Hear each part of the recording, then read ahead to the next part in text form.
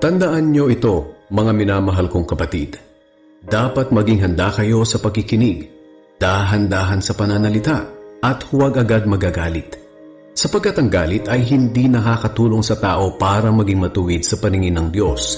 Kaya talikuran nyo na ang lahat ng kasamaan at maruruming gawain at tanggapin na may pagpapakumbaba ang salita ng Diyos na itinanim sa inyong puso na siyang makapagliligtas sa inyo. Huwag lang kayong maging tagapakinig ng salita ng Diyos, kundi sundin nyo ang sinasabi nito. Dahil kung hindi, dinadaya nyo lang ang sarili ninyo.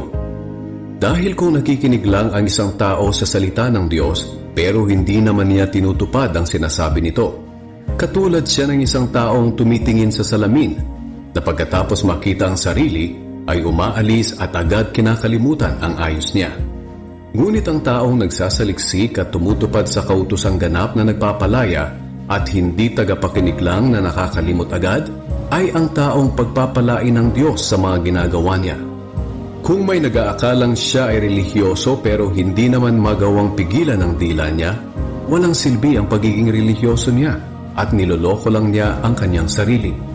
Ang pagkarelihiyosong itinuturing na dalisay at walang kapintasan ng Diyos Ama ay ito: ang pagtulong sa mga ulila at mga biyuda sa kahirapan nila, at ang pagtalikod sa lahat ng kasamaan sa mundong ito.